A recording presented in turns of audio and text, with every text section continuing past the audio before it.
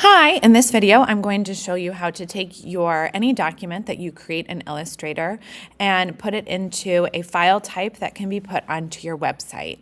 So when you're finished with your selfie or any document, you want to go to File and Export, and then Export As. And up here, the file name that you gave it, and then the destination of where you want to put it. I typically like to put things on the desktop. That's how my brain gets organized. But you can put it into your folder that will be there when you get back. And then also in downloads is often a default location. And then the format is what's important. When you are putting things onto your Google website, the image has to be a JPEG. That is the only thing that will work.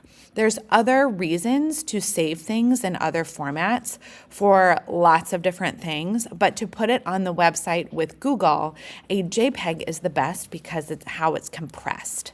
And how the pixels work together. So I'm going to make sure it's a JPEG, and then I'm going to export it. I already have, that's why it says that, so I'm going to replace it.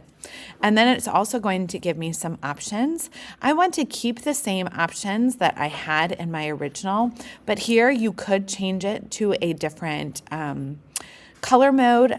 If you were to print it, for example, CMYK would be better, but for web, RGB is just fine, and then quality of medium is also just fine. Otherwise, it gets really big for your website and then takes a long time to load. So also we want the resolution for a screen to be 72. If it were really high, that would be like to print it using a photo printer or something like that. So the screen of 72 ppi is just perfect, and then you put OK. So then when you go to your website, let me find it here after all my tabs, you can see that my self-portrait draft is in a JPEG format. I had earlier saved it as an Illustrator format, but in order to put it on my website, I have it as a JPEG. And then what I would do is then put it on my website and follow the video that's also in your slides for this week. Thanks so much.